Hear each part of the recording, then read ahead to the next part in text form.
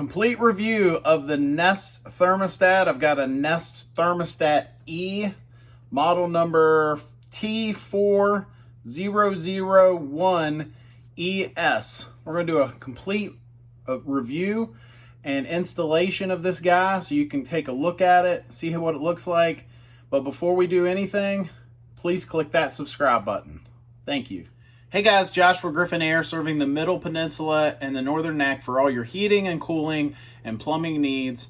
And got a Nest thermostat that we're going to look at today. We're going to do a complete setup of it and, you know, all the ins and outs. Any of you guys that have been watching any of my videos before know that, you know, I'm not the biggest fan of Nest. And I'll go through some of that, the good and the bad. But, you know, with that said, I've got customers that have a Nest that they won't use anything else, you know, so they really love their thermostat and couldn't imagine having anything else in their home. So with that said, we're going to go through complete overview of it and what it looks like on the wall, lit up, and all that good stuff. Stay tuned. Okay, so I've got the thermostat here. I'm going to go through unboxing it so you can kind of see what it looks like and the packaging. This one is one of the white models. I have seen other colors. You know, I don't know a whole lot about Nest. I'm not going to lie to you. We work on them all the time, but I can't, you know, I'm not going to pretend that, you know, I know what models or what colors and this and that. I've seen them in silver and black looking colors, but, you know, this one's white. So box is pretty nice. Reminds you of, you know, if you were to buy an Apple product or something like that, something really nice. And so this is kind of what it looks like when you open the box. There's the thermostat face, and it just kind of sits in this nice little hole there. All right, and then you pull this out. There's your manuals, installation guide. And then finally the base back here. And if we pop this out, this is the escutcheon plate that the base mounts to. And your screws are in this little insert right here. So let's get this thing on the wall and you can see it lit up and how all that looks. Okay, so I've got it mounted on the wall here. I just did one screw because this is going to be temporary. I'm going to be putting my Honeywell back on the wall after this demonstration. So just wanted to show you what the base looks like before I actually put the face on. And it has these stab-in connections versus a screw. They're easier, but we have had issues with those. You definitely want to make sure your wires are stripped back far enough, and you also want to make sure that it is shoved up in there good and far. So you can push in on the tab, and that helps you a little bit getting it up in there. And you'll see the tab stays down when you get the wire up in there far enough. So I'm just going to finish the install here.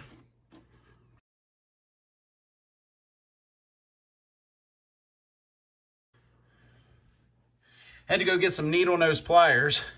This is honestly one of the things I'm not a fan of, the way this is all designed, but it is what it is. So you have to get needle nose in here and really get that wire up in there so it seats in there properly.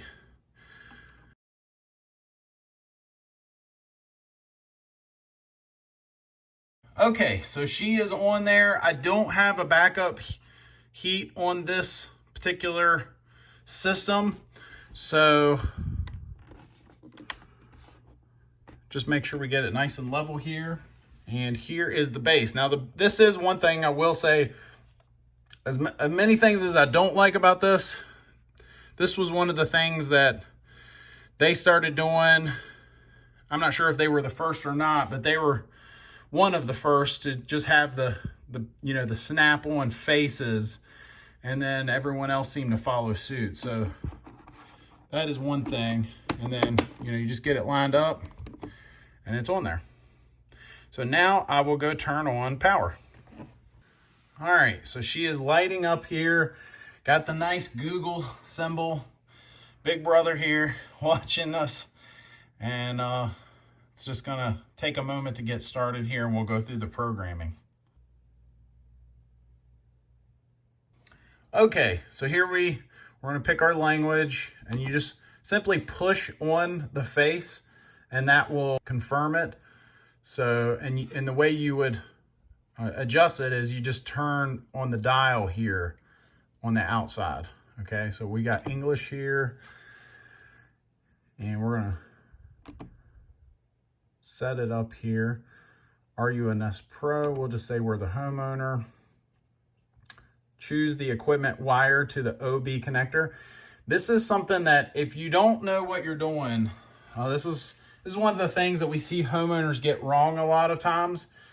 And maybe I can make this easier on you. So if you have a standard heat pump system, O/B, you'll want to set it up like a heat pump, which is different from a conventional system. If you don't know what type of system you have or what you should be selecting here, then you should definitely hire a professional. The equipment here, it's asking us, basically, is this how we want it set up?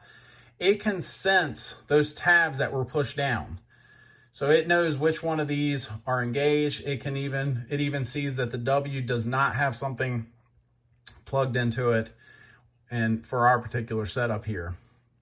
So we're good with that. Heat pump heating, heat pump cooling, fan, continue. What type of heating do you have? Forced air, in-flow radiant, radiators, more info. Again, if you don't know, please hire a professional. If you get these things wrong, it could run it inefficiently. It could actually work against itself, or it could actually make it short out and you could blow a fuse or the transformer. So for our system, we are forced air. This is another one when we were talking about heat pumps, knowing whether or not it engages the cooling or the heating when it sends voltage for the reversing valve. For the most part, most brands, at least here in America, if it's a heat pump, it will energize the reversing valve in cooling, which would be O.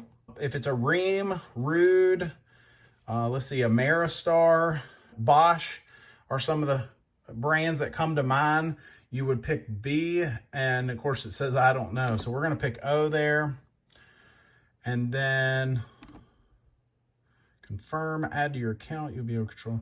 So this is where you can download the app, use a recent version of the Nest app to get started. And we're not going to mess with any of that right now.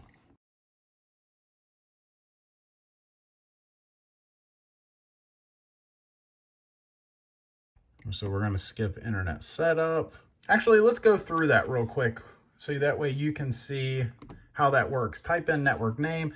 You would just simply put in your network here and then your password. Again, I'm not going to go through all that right now, but just wanted you to see what that looks like and how you would put that in. And you can see this is Griffin Air. This is our actual networks here, and that's how you would connect it. So let's see. Do not connect. Okay, your location. This is for the weather, it says. This is one of those things that, whether or not you really want this.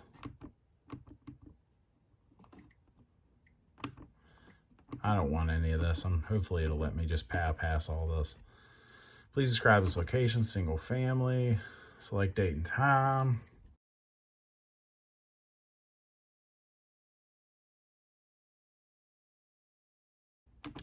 Temperature, should your thermostat beginning and heating or cooling? We're going to say cooling. Save energy by using encode. And this is where you can set your actual limits for your temperature. We're not going to turn any of that on, but you can see what that looks like. And then finally, system test. Setup is done. It may take a few minutes to show the correct temperature. Continue. And finish. Here we are finally set up here. It's still trying to get me connected to the Wi-Fi. We're not going to fool with any of that right now. But you can kind of see what it looks like. See the colors. Of course, the white display. So if you wanted to turn the temperature up and down, you would do that with the dial. So we're going to turn that. One thing I will say that I'd like about this thermostat, again, I could point out a ton of things I don't like, but one of the things I do like is, you know, it tells you what the delay is. Some thermostats, you just sit there and wait forever. It's in delay and it won't tell you. So if you push in, it has where you can change some of the settings again and so on. So if you have any comments or questions, definitely put them down in the comments section. I just wanted to stop and say, if you like the Nest thermostat, that's great. Before I get all kinds of messages and hate mail or whatever, I've had folks message us before or comment and, you know, think that we're trying to attack this or that. I'm just, you know, talking about my personal experiences. We have had a few issues with the Nest thermostats. Nothing huge, just, you know, malfunctioning here or there. We have one particular manufacturer of heating and air equipment that has told us, do not use a Nest thermostat with our systems because our systems are smart technology. They learn the home, and because the Nest does the same thing, they work against each other or something. I don't really know, but I just know that based on some personal experiences, there are some other thermostats that I like better. So, you know, it's an okay thermostat. If you like the Nest, if you want to spend the money and all of that, that's fine. But I just wanted to just put a little snippet of info saying, if you like it, great. I just wanted to give my honest and brutal opinion of what my thoughts are on it. Again, if you're a heating and air guy watching this, you might feel differently, but I know the majority of heating and air guys normally lean towards another thermostat with, you know, that they would normally recommend. So that's pretty much it. Thank you for watching. If you're in the market for a new heating and air system, before you spend thousands, you got to check out my new website, the New HVAC Guide, and it's at www.newhvacguide.com. If you have any questions about this thermostat, feel free to comment. I will definitely answer them. I'm going to hang on to this thermostat for a little bit longer before we actually have one particular customer that we install Nests for. So I should have it for a little bit. And if you have something in particular that you're wanting to know and all that good stuff. So thanks for watching. Please subscribe.